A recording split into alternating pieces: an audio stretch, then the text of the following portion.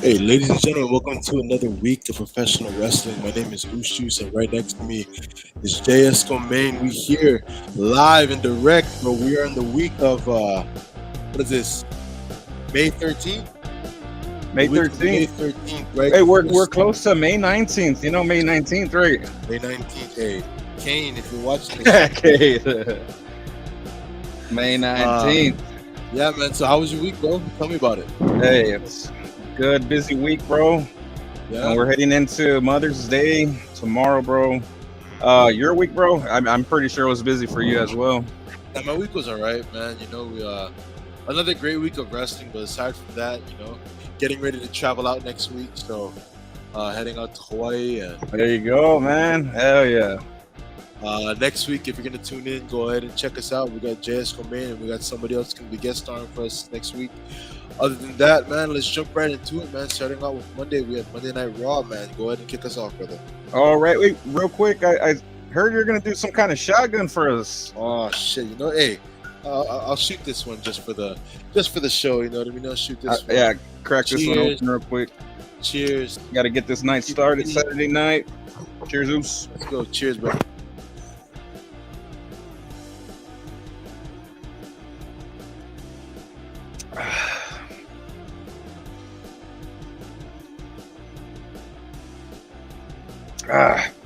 Trying to do some big gulps, but too cold right now. We'll get it right now. Oh my God. But starting off Monday Night Raw. Let's see what we got. We opened up the show Monday Night Raw with Seth and Cody stare down. Cody stare down. Right, because Cody comes out, Yeah, bad day to talks be about Brock, all the good stuff. And then we're left wondering what's going to happen. Maybe he's going to get the world title. We're thinking he's done with Brock. Out comes Seth for that match, right? The start of that first match. And we get that stare down with Cody and Seth. And we all knew it. Everybody knew it. It's going to come down to these two guys, right? Right. At the end of Raw. But we'll get into that. And what did you think about the beginning? I thought the beginning was fitting, obviously, Cody Rhodes can't go for the world. Cody Rhodes already lost his shot at the WWE undisputed WWE Universal title, but they have the Raw version of the world title, which is now the World Heavyweight Championship. Sorry, excuse me. Shit. And who else more fitting, right, to hold that crown on Monday Night Raw than Cody Rhodes, your number one draft pick, right? So it's more fitting. Yes, it's great to fitting, but we all know in the back of our heads that Cody's not going to go for this World Heavyweight title. We know what he's going to go for. He's going to go for Roman, the WWE Universal title. However, it was good.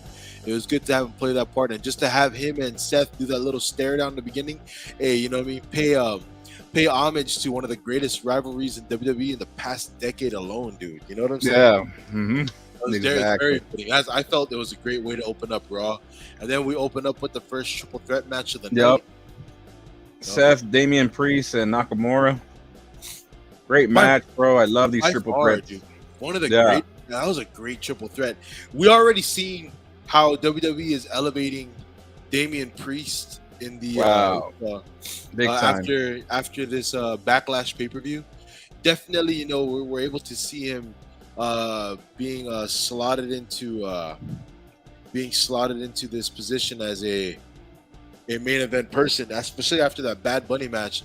And hats off to Bad Bunny, man. Bad Bunny had one of the greatest matches and one of the greatest entrances and pops too. Your video that you did, your dedication to Bad Bunny and his entrance song. Hey, if you guys aren't, I think you were just watching that. As soon as I got on, I was already hearing that song. Oh yeah, Bad Bunny. I was like, I was watching it. I was like, bro, man, you gotta. What a way to fucking do a chug of a fucking, that was a 40, right? Was it OD? Yeah, this one right here, bro, it got me so pumped. That entrance and the camera and how we got the drone going into the crowd. It got me so pumped with the crowd singing that damn song. I was like, I've never seen a reaction like that. It was just awesome, bro. It was awesome. I don't know what else to say. It was a great way to just probably one of the best entrances.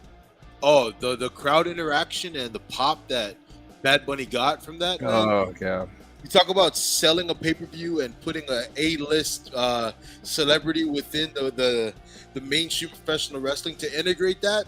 You There's know no way what? that would We'll make get it the we'll get the product. wrestling news as we go, because man, I want to speak about that. That I Oh heard yeah, that no, there's they're thinking that they're gonna have backlash in Puerto Rico for good. Did you hear about that? I didn't, but we can go ahead and touch up on that when you go ahead and bring it up later, because that sounds interesting as shit, and I want you to touch on that a little bit more. All right. But as we roll into Monday Night Raw a little bit more, we also had uh during that match we had Brock Lesnar interfering with that match and attacking Cody Rhodes, which goes ahead and sets us up for another feud between Cody and Brock. I guess Brock isn't done with Cody. What's your thoughts on that with the continuing feud, bro? Yeah, and that's the way I see it too. I mean, Cody gets the first win, and he gets it by a roll up, but Brock said he wants a fight this time, so Right. I don't know what stipulation they're gonna add to it. But from what I'm thinking that's gonna happen is it's gonna be a rough match. Like he thought that Cody had it. He didn't have it that bad. He just took a couple of German suplexes, nothing too big. Cody had got the upper hand in the beginning of the match, as you can, we all saw. And so I'm thinking this one's just going to be a straight up fight. There's going to be maybe even more blood oos. Right. I think there might be a little bit more blood, a little bit more tenacity too during the match. I mean, they're going to be in Saudi Arabia. It's a premium live event. It's not Crown Jewel. It's not whatever else they used to call the PLEs in Saudi Arabia, but it definitely is a PLE, and it's Night of Champions, one of the more prestigious. Typically we get champion versus champion throughout every match, but to get Cody versus Brock in a more tenacious and a more physical match, this time I don't see Cody escaping so easily with the win. I see Cody going through a little bit more of the gauntlet of pain and fucking way more absolute ass kicking. I see a Brock Randy Orton fucking SummerSlam type of beatdown. Well, that's what we all thought was gonna happen. You know what I mean? Yeah, we did, and we got the opposite. We got Brock actually getting that red on him. Even though that match kind of went, I don't want to say opposite. That color. Yeah, I don't want to say opposite because I kind of figured that Brock was gonna lose that match. I figured that Brock was gonna lose that match to Same Cody. here, 100%. I felt it too. That I don't think Cody had it, but no. I felt Cody was gonna win only because of the attack, and especially he just lost to Roman in a messed up way by interference from Solo. Shout out to Stan Marsh. Thanks for stopping by. Stan Marsh, what's up, man? But like I didn't see Cody winning that way, which took me by surprise. But at the same time, I kind of wanted to see a little bit more. If you catch my drift, I wanted to see a little bit more out of that match, a little bit more physicality, because we know Brock Lesnar to be this fucking all-aspiring ass-kicking machine, and that it looked like Cody got out easily. I don't think he's gonna get off. Yeah, to me, I felt it was the right way to do it. Like Cody Rhodes is not gonna squash Brock. He's not gonna win fair. Basically, because like we saw, he was gonna do the double crossroads. I just felt this was a perfect way to do it in a way, because he didn't have to. He basically won by a pinfall, so it makes Brock Lesnar still look strong. It does. So it was a win-win for both of them for sure. Cody gets the win, and Brock doesn't look like he got really beat. But this next one, I expect for him to beat him, Cody to beat Brock. Like I'm thinking, like maybe on his third crossroad, he's just like, man, he says something to him. This is the end, bro. I'm gonna come after whoever has the title after this. No more bullshit. And then that's when we probably get a Wyatt coming in or something else. Because I feel like we're gonna go through, like you said, the gauntlet. I feel like Cody's gonna keep on going through obstacles after obstacles, and he's not gonna get it until that's why they that championship comes. They labeled it the chase, right? Like the chase for the title. Yeah. And like we talked about for after WrestleMania, like you were right. You're absolutely right. I, as a selfish fucking fan, wanted Cody Rhodes to win that, and I was pissed off and disappointed. Yeah. Like, you were absolutely right. Like the way they booked it was absolutely perfect. It fits in with the story. It wouldn't have made sense to give Cody the title right then and there. Exactly. You know what I mean? Roman, after defeating everyone that Roman has defeated for to retain his title, you know what I mean? Like to have someone come in and get a one and done victory on Roman is not sensible at all. Yeah, Cody's gonna lose the first one, but the second or third, Cody's walking out with the WWE Universal title. And you know what? I thought it was well done with the triple threat with Cody versus Miz and Finn won. That was awesome because I didn't think it was gonna be that easy for Cody to just give up on the two titles that he was going after Roman for, the ones he really wanted, and then for Triple H to just come up with this new world title and just be like, "Oh, okay, here, Cody, you can have it." Like, how the hell is that gonna happen? Like, it didn't make no sense to me. So the Right. way this happened, how Finn Balor won to move on, was perfect too. I was just like, "Yep, I would have done the same thing," because Cody, like, he's basically the title already. He's a championship. He, Yeah, you know, it's imminent. He's gonna hold some type of world title. Figuratively, we want him to hold the WWE Universal title because that's the one Dusty couldn't win, yeah, right? So let's we know it's gonna happen. He's gonna be world champion one day. Will it be sometime soon? We don't know. Are they gonna hold off to 40 to WrestleMania 40 when you and I will be there live? hey, let's Hopefully go. that's the case, you know. But other than that, man, that match was fucking awesome. Much props to the Rollins, Nakamura, and Priest match, but that Cody Rhodes, Miz, and Finn Balor match was fucking awesome, dude. Yeah, definitely, bro. Then Brock taking out Cody with the F5 through the table during that match. So that was insane. I like that they're still doing that. They're still gonna keep that rivalry going. It deserves to be because Brock and Cody. I mean, that's a badass match. Like, you just look at it on paper and it's awesome. It is. I would never ever think Stardust would ever fight Brock Lesnar, Fuck but yeah! the American Nightmare has. You know what I mean? The fucking American Nightmare star. Wow. We also had during throughout the night. We also had the in ring debut of Zoe Stark. Dude, I was about to bring that up. Let's go. Bro, dude, what can we talk about? What more can we talk about Zoe Stark other than that? You know, she was already ready for this fucking main event picture.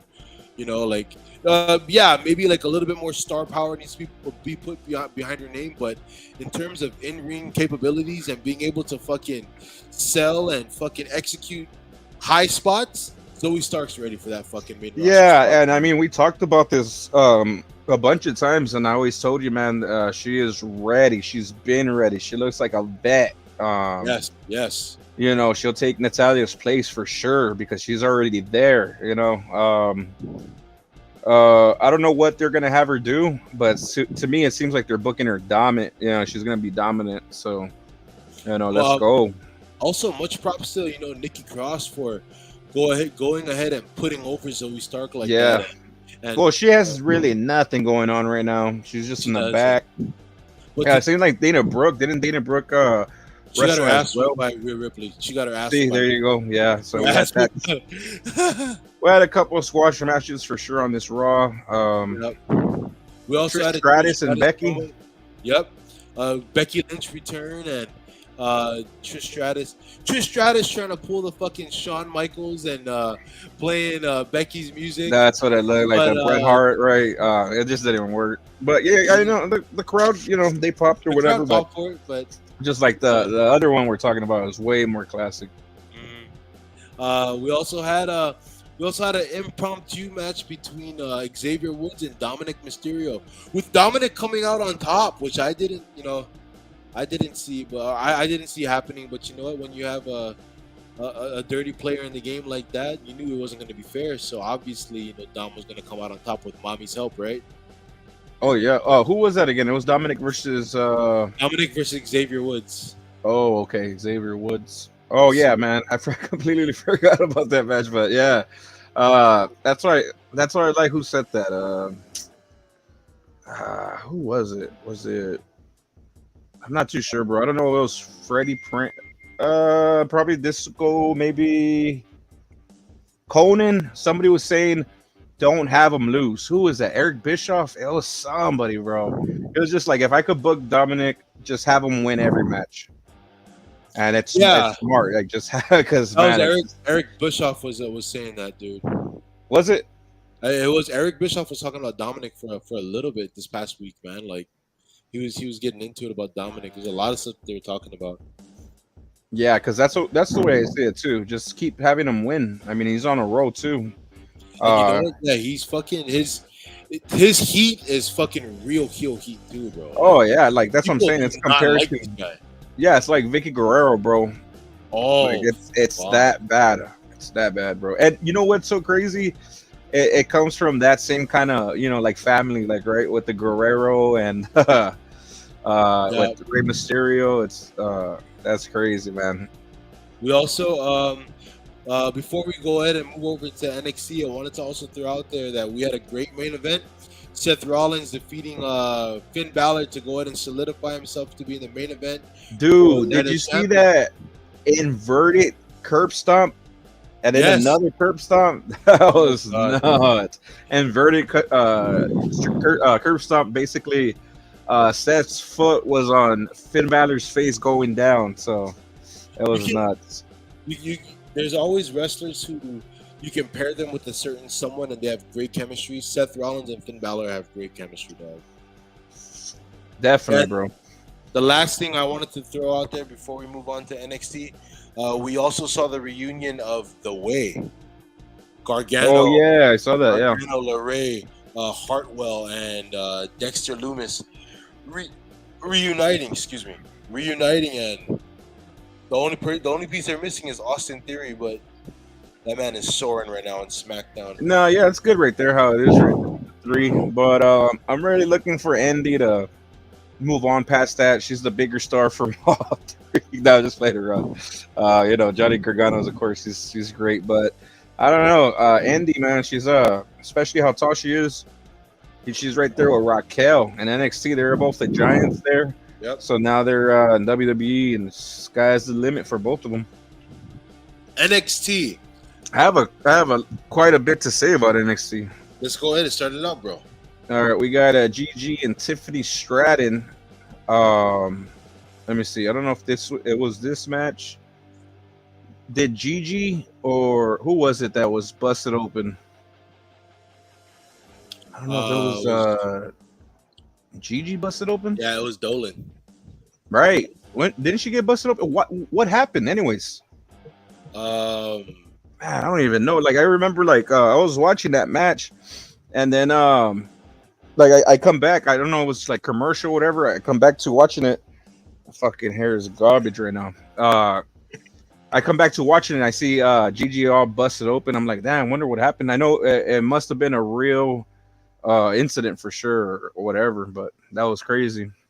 Then we got Tiffany moving on from the women's tournament.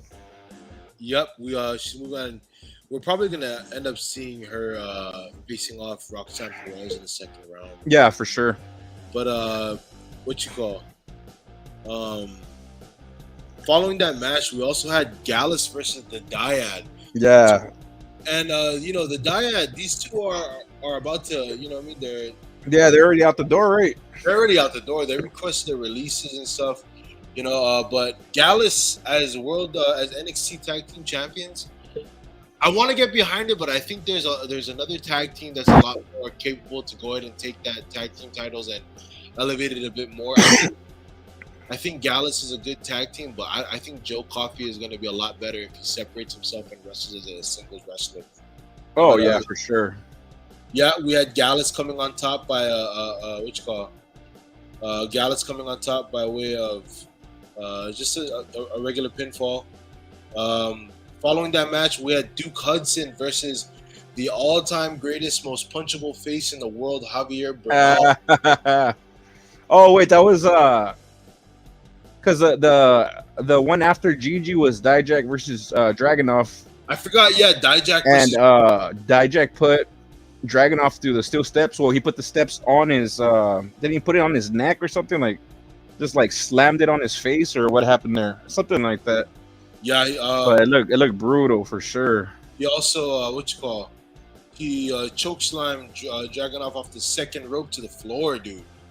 Yeah, that is nuts, bro. So they're gonna have a badass rivalry right there. And like you said, we got Javier Bernal, big body Javi versus Duke Hudson, and Javi got his ass whipped once Yeah. again. Because Javi, bitch. I don't know, bro. To be honest, when I see him sometimes and he's just making them goofy faces, I don't know why, but like maybe it's his eyes or something. But he looks like he has Down syndrome. I'm not playing around. Oh, you mother! I don't know, bro. Like That thought in my fucking head. Now I can't see Javier Bernal without the fucking. this guy is goofy looking, bro. Straight up. You ever seen that meme of Arthur, the old cartoon from when we were Yeah, kids? hell yeah, I love You Arthur. ever seen that meme when he fucking balls up his fist like this? Yeah, That's what happens whenever I see Javier Bernal on my fucking screen. I go, yeah, you're just pissed off, right? I'm tired of that guy, dude. Dude, I don't know. It's just But you know what? lame. I want to jump into the main event, dude. Yeah. Trick Williams is fucking awesome, bro. Oh my gosh. I don't know how to explain it. Trick Williams and Braun Breaker put on a clinic, dog. This is actually, that's good that we're talking about this right now because I have quite a bit to say about this main event. Jump into And no, how are you saying right now? What were you saying? No. I jump into it. All right, so we got Braun dominating all that match, and did you see Trick Williams where he had that? He basically did that high rock bottom, right? It's kind of like a Uranagi, but got him all the way down like a rock bottom. That was dope, bro. He also did this thing where he whipped his fucking legs around, picked them up, and I was like, "What the fuck, dude?" I thought. So normally when you have a pairing like that, where you have a hype man and the main star, normally after some point the main star breaks away. Yeah. Skyrockets and the hype man is just like out there. Look at Alberto Del Rio and what was his ring announcer's name? Ricardo Rodriguez. Ricardo Rodriguez. You know what I mean? Ricardo's actually a great fucking talent himself, but once Alberto like left him and kind of started doing his own thing solo, Ricardo went down to FCW and was. I didn't even know he was a wrestler, bro. He was a wrestler. They brought him in to just be his ring announcer. I had no idea he was a fucking wrestler. Yeah, I remember they had him at the Royal Rumble as a surprise entrant, but I was just like, bro, if this guy ever was a wrestler, why is he so out of shape? Like, he looked horrible that time. He was out of shape. Also, Booker T called it a booking. I was like, bro, Booker T is always that guy to say, I don't know, to me, it looked like a straight up rock bottom, but for his ass, he's just always like that. Like, no, that's a booking. He claims that the Rock's right. Yeah, Rock that's what I love about it. Yeah. Bookend. I'm like, come on, dog. Dude, that even if shit's he funny. did, He's been saying that for forever, bro. Even if he did take it from him, I mean, let's be honest, bro. Let's talk about some great, bro. Let's talk about some great old-fashioned wrestling. The best time to be a fucking fan. I remember when Booker T had this thing with it was him and Shane versus The Rock. I don't know, bro. To me, I thought I was like, was this when they were battling over for the WCW World Yes, bro. To angle? me, I thought I saw it all. I was just like, wake me up, like, bro, am I dreaming? I'm watching Booker T versus The Rock. I don't know, bro. That was that entire invasion angle in 2000. Yeah, fucking freaked me out, dude. When I seen Booker T jump in the ring and give a scissors kick to Vince McMahon, dude, I tripped out. And then he gives it to Stone Cold, that scissors kick. Oh my god, bro. We also got to see, what else did we get to see from that invasion angle? We got to see fucking Billy Kidman hit shooting star press. We got to see fucking Buff Bagwell wrestle Booker T on the main event of Monday Night Raw. And then right after that Raw, fucking Buff Bagwell gets fired. Yeah, Booker T versus Buff Bagwell. And I guess Vince wasn't a fan of this. But I mean, that was stupid. He was never a main eventer. So why would you put him at the main event? That made no sense. Like, he wasn't even WCW wouldn't have used him. Like, if they're still going, he wouldn't even had a fucking world title match. So I don't know where that came from. Like, I always thought it was odd to see this match. Like, why not Booker T versus who did they have at the time? They couldn't have had a lot. Not really nobody. Because the influx of talent they had from they didn't have anybody really signed. The more so the more higher caliber talent, such as Sting, Hogan, Hall, Nash. They're writing off their contract, right? With They're still writing off their Time Warner contracts. So they're getting paid. They're getting paid from Time Warner Cable to just sit at home and not do shit.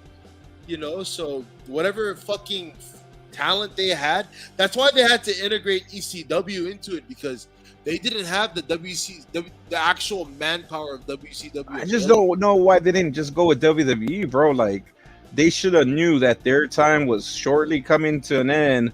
They're already getting old. Why not just come through the WWE? But it took a while for them to get them. It took like what, almost 2 years later for them to get them.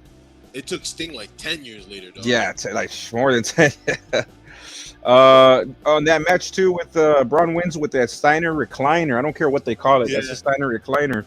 Belo coming out, taking that crazy ass spear, jumping off the middle ropes to a spear. That was dope, bro. A great way to end NXT. NXT was great. The next night we had an episode of AEW. I mean, to me, it was kind of the same old shit we see usually on AEW. Well, television. First of all, let me say it right now, the streak is over. Orange Cassidy did not come out first, or did he? Yeah, he didn't come out first. He did for one and a full month, bro. He didn't even come out. It was Rey Fenix versus Claudio, which was the better match. I'm glad that Tony Khan finally got some sense. And yeah, Rey Fenix and Claudio, that was a great match, man. Nice way to start off AEW for sure. Hell yeah. One part of the AEW episode that we had that I truly enjoyed, we had that open house match with Best Friends and Bandito versus the House of Black. Now, I personally like watching the House of Black wrestle, but I can't take Bandito seriously anymore, man. This man was fucking This guy's goofy. They got him with the shades. Like, you don't do that to him. You do that with a wrestler that sucks. Like, you don't do it to, oh, maybe he doesn't understand English or he can't talk it. Still, you don't make him a joke like Vince did all the time. I don't know why Tony Khan's doing the same shit. Like, just fucking get him over. It's easy, bro. Show off his wrestling skills. If the guy can't talk, I mean, do something with him, man. You could look at Del Rio. You could never talk on the mic. He was still there. You can't fucking, honestly, with this Mexican talent, dude, or the Spanish talent, they're great in ring. Yeah, there's a huge language barrier, but fix it. Find a way to fucking fix it. Get around it. Other than that, if you put you put the fucking Mexican talent in the ring, I promise you. Yeah, for sure. 8 times out of 10 times, they will outshine any North American talent that you have inside that ring with them, dude. Fucking, it's crazy. And it sucks that WWE doesn't really up until this point with the inclusion of the LWO, they haven't really allowed the Latino talent to kind of showcase what they can do. And it's not like you have a limit, like, oh, we can't do this because we can't do it, or like you have a million ideas in your head that you can think of to do with them, but you choose not to. All right, that's cool. I mean, yeah, you call yourself the owner of AEW and all this. You don't look like it. You don't act like it. I don't know. This is garbage. You can't book these random mass matches at random. For example, from what I heard, the comments were saying is, say for example, what were you saying? No, I was gonna say, for example, you had El Hijo del Vikingo and Kenny Omega. Yeah, a high-profile match that could have main evented any fucking main event on any fucking continent in the world. But you put them on a fucking regular-ass Dynamite to main event that. Like, dude, we talk about a dream in-ring match, and you just let it wither away onto a regular Dynamite because it doesn't fit your standards that this guy, El Hijo del Vikingo, is not well known across the United States or not well known. Fuck that, dude. You want great matches? Let that story build. But how? Like, I don't get that, man. Because literally, like, you just said that, but yet he brings out all these Japanese wrestlers from New Japan, thinking people are gonna know them. Like, bro, they're gonna know Okada. They're gonna know. I know Okada. I know Tanahashi. You know, like guys like that. They're gonna know them. But the rest of the guys, like, no one knows shit, bro. Bro, Hikaru Shida and fucking Riho have been in the AEW roster for years, and I still don't even really recognize who they are. Yeah, honestly. Hey, what happened to Shibata? Or what's his name? Was that Shibata? Shibata. What happened to him, bro? Man, fuck you, man. You're I making me thought it. hungry. When you said ciabatta, I'm like, Oh, damn, ciabatta. ciabatta bread sandwich sounds good right now. But no Didn't they have shit, that about at Jack's? They used to have that at Jack's. bro. Do you guys have Jack's in Texas? Because we don't have it in Florida. Hell yeah, bro! Those Dude, tacos. I miss that buttermilk, dog. I could get a. Oh, buttermilk. Woo! I get my tacos with that buttermilk, little dip on there. Oh yeah. I get. We're going back to Hawaii. We have Jack in the Box in Hawaii. We usually get we get the breakfast jacks, and a shitload of because it's 2 for $1 tacos. Yeah. We'll get the shitload of tacos, breakfast jacks. We'll get a munchie meal, extreme sausage sandwich. Ooh, I have not had the munchie meal. Oh, you haven't, bro? No. Oh my. Which one do you recommend? The stacked grilled cheeseburger. It's like a Ooh, I saw that. It has like that one thing of cheese right itself. It's like a Yeah. little cheese sandwich and it has the meat on. Oh yeah. the chicken tater melt too is good too. Yeah. That I'm one look good. I'm hungry as fuck right now, dog. You know, I'm looking at this bag of KFC next to me, like I'm gonna fucking, I'm You're gonna devour it after gonna this. tear that shit up, bro. Shout out to moms.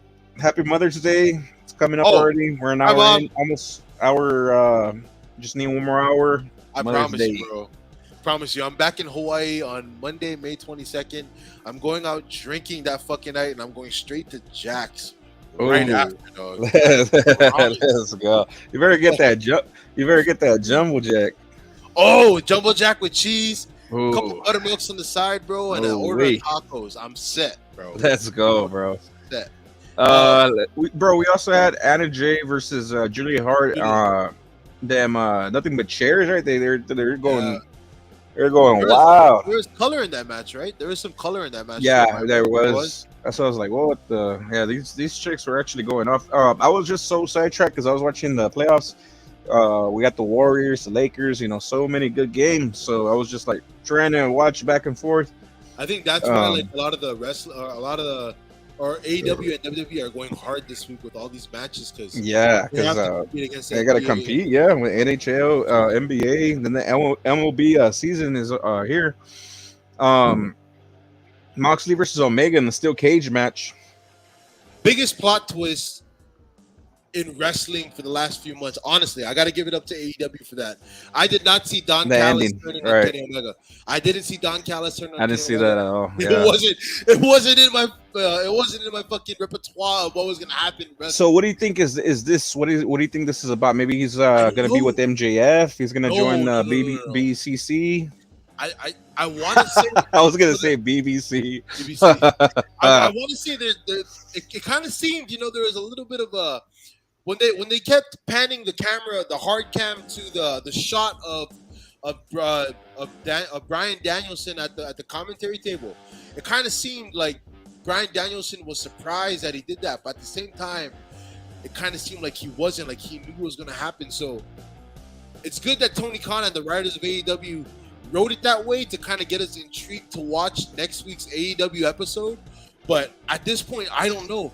He didn't even go to greet Brian Danielson or raise John Moxley's hand after the match. Callis just stabbed him in the head, picked up his face at the end, said something like he loves him or something.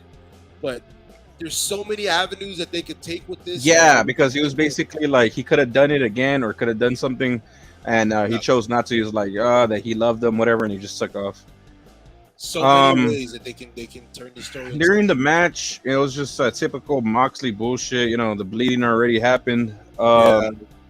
Moxley landing on the broken glass that he put himself. I don't think that was glass at all. The way that they put Kenny Omega put Moxley through it like a power bomb kind of thing, or like he went back and Moxley hit that glass. If it was real glass, all that shit would have been cut up. That's like something else. Maybe just something. What do you call that?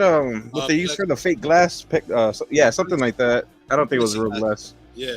And also, plexiglass. We also had the V trigger onto the cage. Both of them falling out.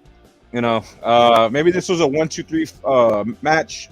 Fans were saying that shouldn't the match have been over right there, right? Because don't you have to climb up the cage? But it was a 1-2-3 match. V trigger looks sick out the damn cage, And Kenny Omega got stuck. He got his leg stuck between the rope, the ring, and the steel cage. So I don't know if you saw that part, but his leg got caught on there in between. Shit looked crazy. I thought he really fucked up his leg. That V trigger. Anytime you have Kenny Omega doing a V trigger in a match like that, it always looks devastating, bro. Oh yeah, that's awesome, bro. Let's head to SmackDown. Yes, sir. Why don't you go ahead and kick us off? We had the night open up with by far one of the best triple threat matches in wrestling in the past few years. We had two Hall of Famers. We had Edge and Rey Mysterio in the ring with the future first ballot Hall of Famer, AJ Styles. Go ahead and roll with it. Tell us about it, bro. Well, like I said, bro, I was busy that day. I don't know what the hell I was doing, bro. I was busy, and then I was like keeping score of the. I was keeping I think it was what the Warriors and Lakers too. They had it that night too. Something happened, bro. I was busy. Oh yeah, I was like just jumping in here, and I was busy doing all these things, and I saw some of it, bro. And you know, I saw that was a good spot, bro, where Edge speared AJ and Rey Mysterio out the ring. That was dope. There's also a spot too where, you know, Rey Mysterio jumped too early and Edge was supposed to spear him. AJ Styles was gonna phenomenal forearm, but Edge didn't even catch Rey. Did you see that? It just looked like a rowdy botch. It did. It kind of looked like a rowdy botch, but at the same time, they were able to kind of, I don't know, they made it seem like there wasn't no botch. That's how professional these motherfuckers are, man. Yeah. Styles, dude. Turn nothing into something, but the well, right guy. Just a dream match in general, bro. All the talent in that damn ring, bro. Bro, the greatest luchador of all time, the greatest TNA Impact wrestler of all time. Yeah. And by far one of the greatest late blooming stars, I want to say, Edge, where he fuck, man. One of the greatest talents of all time, Edge. You don't ever think matches like that to happen anytime soon. Both of you know what? It's crazy because Edge and AJ had a great feud. Edge and Rey also had a great feud. And to have them kind of incorporate all three of them into the same match, yeah, hell yeah.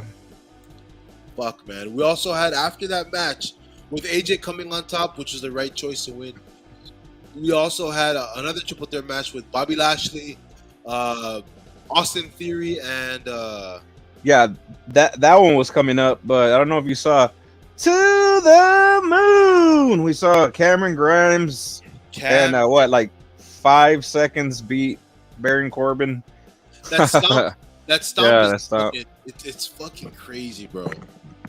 And bro, he looks like a monkey too. He does. He looks like a fucking monkey. Bro. Like, you know what I mean? So for him to do that stomp is just awesome. He does, bro. That's a sick finisher, bro. That double foot stomp is fucking. Fuck yeah. Honest, man. Deadly. Speaking about deadly, we had pretty deadly. Speaking about deadly, we had pretty deadly backstage. We had pretty deadly backstage, bro, and it was fucking awesome to see them kind of rise up from NXT and then make it. Yeah. It's gonna be interesting to see next week. I think they're taking on the Brawling Brutes for their SmackDown debut in the in-ring. It's gonna be crazy, man. Nice, man. And also Grayson Waller effect coming to SmackDown. He's also having a match next Friday. And yeah, like how you're talking about that triple threat. We had Lashley, AJ Styles, and Sheamus. And I just want to say, man, freaking Lashley was busted open. What happened? I heard he got hit in the steel steps. Yeah, like Bobby Lashley got hit over the head with the steel steps. Crazy, like, you know, we're starting to see a lot more blood in WWE. And there's what? So somebody hit him with the steps? No, I think it was botched. It was botched where he was cut open in the middle of the head. But I mean, what can you do? They threw him in the steps and then he hit his head or what? Yeah. No, I think it was a botched spot. Yeah, he kind of hit his head on the steps, bro. Oh, damn, that's crazy, bro. Because he was busted open in that match, and on to the next one. Because you know, Bobby Lashley got the victory, and it ended up being AJ Styles versus Bobby Lashley in the main event. That match too, there he was busted open too. So 2 matches of blood. Bro, SmackDown was badass, man. SmackDown was fire, bro. Great match. AJ Styles with the phenomenal forearm, and there we go. We got Seth Rollins versus AJ Styles at Night of Champions for the World Heavyweight Championship. Yep, main event for Night of Champions, bro. Oh man, We got a banger, man. We got AJ Styles and Seth Rollins. Obviously, Seth Rollins is gonna come out on top, I think, because he's on Monday Night Raw and the title's going to Monday Night Raw. But we could see a flip. We could see AJ Styles coming out on top and him switching brands over to Raw, even though he's drafted to SmackDown. But if JSCO, if he ends up winning that, does that mean the entire OC comes with him to Monday Night Raw? that's what I'm saying. And like, it would be too it's too obvious right now that Seth Rollins is gonna win because he's on Raw. Right. But that's what I'm thinking. If somehow AJ does win, he's taking that whole AC to a whole OC to Raw. Yeah, and it sucks because the OC on its own, like when you have Luke Gallows and Carl Anderson, they're great on their own. Mia Yim is great on their own. But I think in the way that WWE is kind of going with their gimmicks and their entire collaboration of talent in that OC, I don't think they could kind of go off on their own right now. I think they need to be kept together. Yeah, but for sure. If you give Carl Anderson or Luke Gallows a mic, they could cut a fucking promo great. But you know exactly, because look, think about it. You know, AJ was out for like almost 2 months.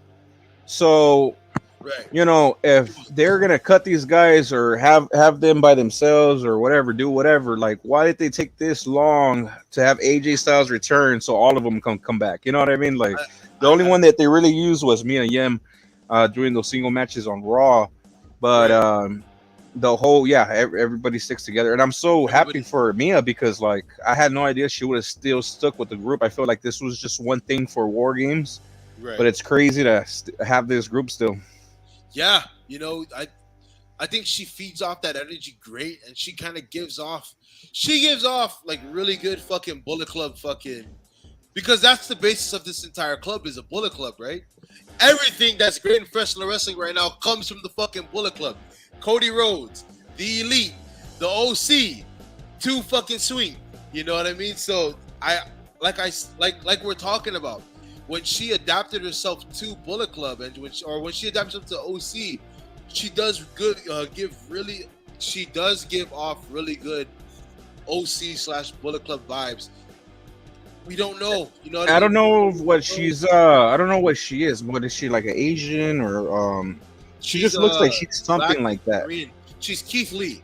Yeah, Keith like Lee yeah, you're right, like black and Korean. So you know, whatever she is, right? It's just perfect for the Bullet Club, bro. It just matches. You know, little.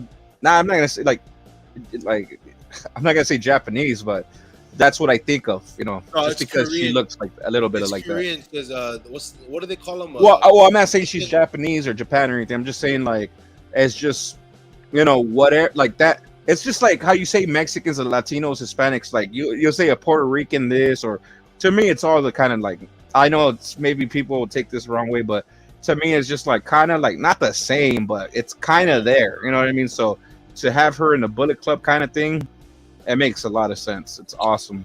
Wrestling right now, especially in WWE, a lot of things that weren't making sense is making sense. Yeah, it is. Now, you know, like Cody losing at Mania, you know, like Kevin and Sammy winning at Mania.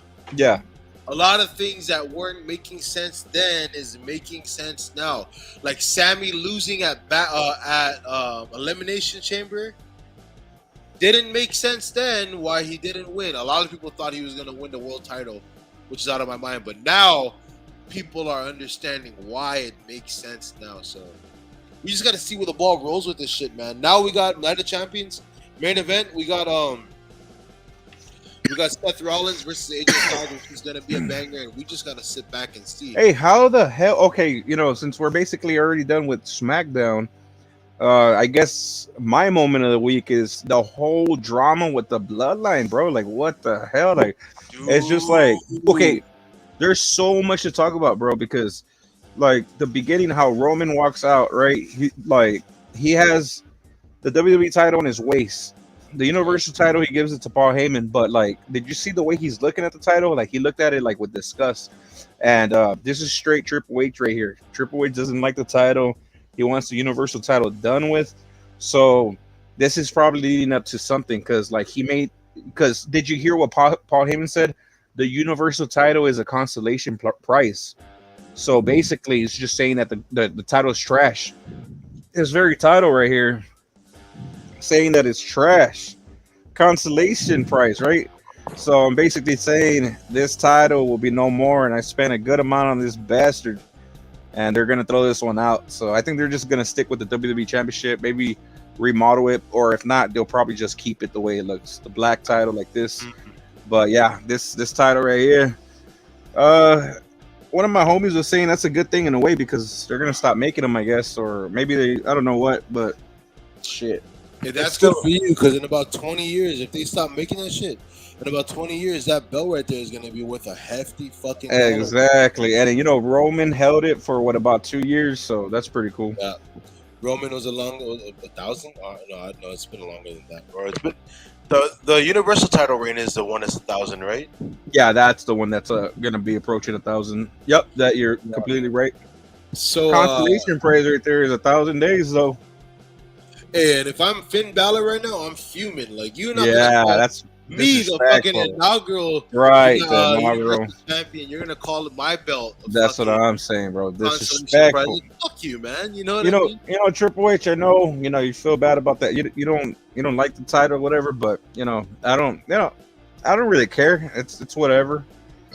I mean, I did think it was ridiculous at first because you're just changing the colors. Because at first it was red, now it's blue, just because of the brand. But yeah, I mean, that's Vince for you. He wanted, especially with the women's titles too. You could have made them look different, cooler. At first, it was cool when they first reviewed it. It looks just like the world title for men. But now they're just gonna have to change those two titles, man. Stop making it blue or red. Like, just make them badass. That's all you gotta do. Make them look original. Sorry, I'm getting ready to upload this our clip of tonight's show on Instagram. Let's go. But my wrestling moment of this week, dude, and it's crazy because we already talked about it, is Don Callis turning on fucking Kenny Omega, dude. The biggest swerve. That is a big moment, bro. To me, like and another thing besides that is All In has officially sold 65,000 tickets. Oh, okay. Now, like you and I always talk about on this show, we always give AEW props to its fucking pay-per-views because on their pay-per-views, they deliver all the fucking time.